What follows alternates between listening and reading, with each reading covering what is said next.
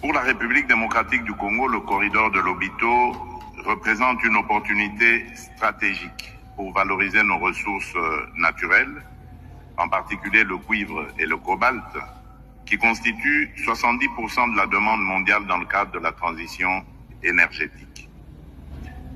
Avec une production combinée de 3 millions de tonnes par an entre la République démocratique du Congo et la Zambie, ce projet permettra de réduire significativement les coûts logistiques tout en augmentant nos recettes d'exportation. C'est donc une opportunité unique d'accéder directement aux marchés mondiaux via le port de Lobito, offrant ainsi une alternative stratégique à nos autres corridors d'exportation. Avec ces 1739 km de voies ferrées reliées aux réseaux routiers et ferroviaires régionaux, il jouera un rôle clé dans l'intégration régionale et continentale. Au-delà des infrastructures, l'impact humain de ce projet est immense. Ce corridor catalysera la création de plus de 30 000 emplois directs et indirects, réduisant la pauvreté et favorisant le commerce intra-africain en ligne avec l'agenda 2063 de l'Union africaine. Le temps de transit des marchandises, actuellement de plus de 30 jours, sera réduit à moins de 10 jours, augmentant ainsi notre compétitivité sur les marchés internationaux. Ce projet n'est pas seulement une voie logistique, mais un moteur de transformation économique et sociale pour des millions de nos concitoyens. Et la République démocratique du Congo est pleinement engagée dans ce projet. Moderniser nos infrastructures ferroviaires, portuaires et routières. Ces efforts visent à établir des connexions fluides et stratégiques entre nos principaux sites miniers tels que Kolwezi et Likasi et les terminaux ferroviaires du corridor. Parallèlement, nous avons placé la transformation locale de nos ressources naturelles au cœur de notre stratégie économique. Il est impératif que les richesses de notre sol contribuent directement au bien-être de nos populations.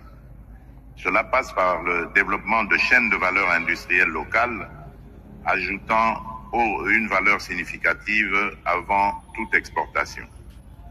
Dans cette dynamique, le projet INGA 3 ainsi que d'autres initiatives en énergie renouvelable sont essentielles pour fournir une alimentation énergétique fiable, durable et adaptée aux exigences de notre industrie en pleine expansion.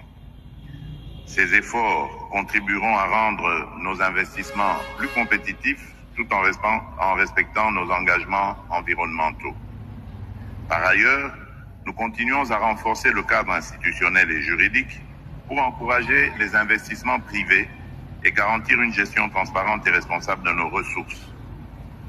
La transparence et la bonne gouvernance restent des priorités absolues pour instaurer un climat de confiance et favoriser des partenariats gagnant-gagnant. Toutefois, pour libérer pleinement le potentiel du corridor de Lobito, la paix et la sécurité dans toute la région restent primordiales. Nous saluons le rôle déterminant de l'Angola dans le processus de Luanda et réaffirmons notre engagement à travailler au retour définitif de la paix à l'est de notre pays.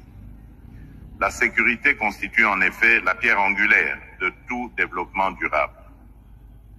Distingués invités, mesdames et messieurs, je tiens à exprimer ma profonde gratitude envers nos partenaires internationaux, notamment les États-Unis d'Amérique, pour leur appui technique et financier à travers des initiatives stratégiques telles que Power. Ce soutien témoigne de l'importance géostratégique du corridor de Lobito dans les chaînes d'approvisionnement mondiales et son potentiel en tant que catalyseur de développement.